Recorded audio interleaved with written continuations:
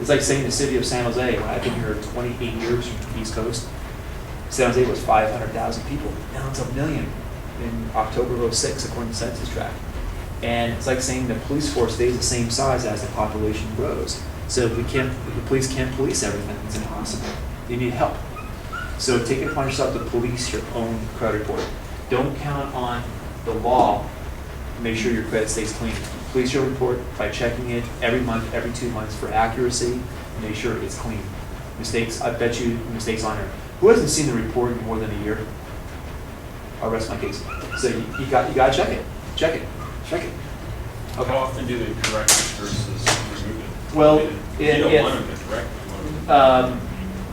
it. Well, they're not going to correct it unless you detect it. Right. So I find a mistake like an address is wrong. Yeah. Well, they have up to 30 days to make the change. So then they fix the address, and now you still got the same debt. Well, you know, there's your AKA, also known as your personal profile, and then that's right here. And then of course you have your actual trade lines. I mean, like that Macy's example. I mean, if it was paid out 3 years ago, but shows an open debt of 1,000 today, and legally it was sale for another 4 years anyway by federal law before it's deleted.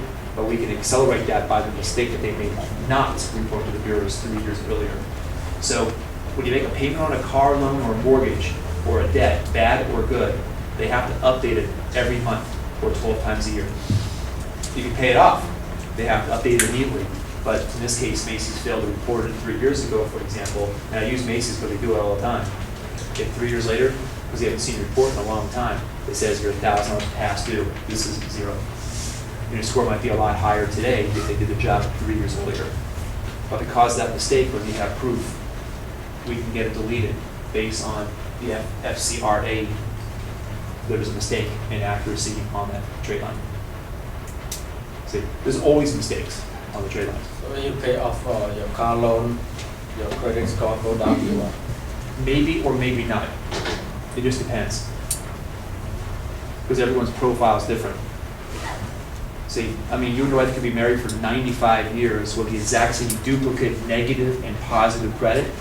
If you pay off that car loan, it may hurt you, it may help her. It's different. It's always different. I'm not looking at someone's reports right now, I'm just talking in general about that. Annualcreditreport.com.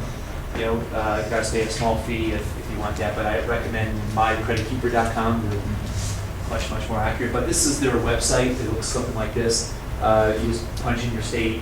You hit the free part. It's secured, which is good. It's great. It doesn't hurt to use it. I mean, if you get a 30-day trial for free here and from your bank's credit card, take a look at it. It doesn't hurt to get a third opinion. We talked about building new revolving credit earlier. Cash collateralization for cash secure credit cards. That's a great way to rebuild credit after a bankruptcy, or you're new in the country, or you just turned 18, or you have someone pay cash all their life and doesn't have anything. Revolving is important. Building your revolving credit, yeah, permission to that. And this is a good website to visit to know a lot about the rules on the Fair Credit Reporting Act laws. I didn't even talk about the Fair Debt Collection Act laws and how to collection agencies calling you every single day. You guys are stepping up collection efforts now because of the market. People filing record number of bankruptcies. But this is a great website, either ftcjust.gov/credit. So go to both. But when you go credit though, it'll give you just a long, good list of rights under the FCRA. And if you don't want to bother going there, I can email it to you. It's about 200 pages big, and there's about 200 items on each page, so it's a little boring, dry stuff. But you can learn about how we take advantage of the credit cleanup. Okay. Is that what we do when we examine someone's credit report is that we have the agent or the customer send us a recent copy of the credit report, either a freebie or one pulled by the lender. We take a look at it. We pull the credit, or we look at the credit and examine it. Our software gives us a quick analysis of what needs to be done. Sometimes we have 5 fights on people's credit to do when it comes to credit cleanup, where a lot of my competition only deal with 3 steps. We deal with 5 steps. What are they? Equifax, TransUnion, and Experian, creditors, and collection agencies. A lot of my competition, the few that there's out there, deal with only the 3 bureaus. We have to deal with both sides of the equation. resulting in stuff being deleted. Foreclosures coming off the report as early as 2007. Deletions, these come from the bureaus itself. Always something like that, so we also deal with the creditor as well. We have to verify from the creditor, like Macy's. Well, Macy's failed to pay it off 3 years ago. There's something really current today. This is July of this year, foreclosures coming off this year, etc. So we examine the person's credit report to determine an action plan for credit cleanup.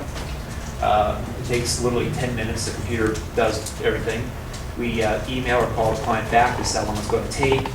This is what's involved. Let's get started.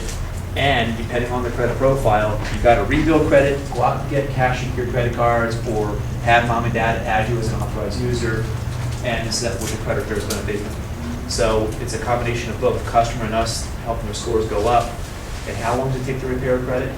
Somewhere between 45 days through 6 months to do those 5 steps. Outside of quick fixes, you know. But otherwise, though, it's not an overnight success. It will take some time. Question? Yeah, I've heard from other credit repair places that some of these things are better left for season. Like after a year, it's easier to have it removed. For example, like a foreclosure or something like that. Rather than if you try it right away, like within a few months, it's still fresh, as I understand, with the creditor, and then they still have all the information files and they can reasonably dispute it. I don't care if it's 5 minutes old or if it's 5 years old. If there's a mistake on that trade line, let's say you lost your house 6 months ago, it says foreclosure, but it says they reported 000 on the credit report. If there's a mistake on that trade line, it has to be removed. And will it be re-reported? No, because it already shows 0 or paid off or something like that. A credit card will come after you, you know, collections, court, whatever it takes. But it seems like the first mortgage lien holders, after it goes into foreclosure, they're saying, well, he can't afford $500,000, let alone $500. What's the point? We'll be wasting our time in court. After about season, 6 months, it shows 0 on the credit report. Sometimes more, sometimes less. So to answer your question, depending on the trade line, if it's a credit card or a mortgage or a public record, if it's new or old, we'll still look at it, but sometimes there are certain things that would be better left alone right now, but in 6 months that might be different. So you would wait then to tackle some Yeah, of those? it just depends on what's on the report right now. Because like I said though, I mean, these free nonprofit companies, they say, okay, if it's 5 years old, it's going to fall for 2 more years anyway. It's been sleeping for 5 years. They had less activities in 2005, for example. You owe $5 grand, and you wake it up. You're going to renew 5 of those 7 years, and you're going to drop your FICO. These guys are talking about 1 year. It can Saying, be. like, It just- wait a year yeah. first and then try it. It depends. I mean, weights or small items under $1,000, you know, they don't bother. Because again, even though, remember earlier we said that the cost for the creditors to maintain that open credit card? Well, the bureaus also incur a cost of verification. And according to Fair Isaac, it runs 30 cents for every asked verification that all of us do in this world or in the United States. And according to Fair Isaac, there's 25 million people a day contacting the bureaus, verify this or that, times 30 cents. So they don't want to bother lifting a finger on the older stuff, unimportant stuff, seasoned stuff, or certain things that if there's a mistake, they don't bother verifying it, it just comes right off. Like Macy's, you had a letter from 3 years ago, they're not going to question it, just come right off. They can save a lot of money on the back end. So yes and no. That's all I can give you until I look at the report. Yeah. Another thing we didn't much get into was debt settlement, credit card debt. That can also be a wonderful FICO point score gainer.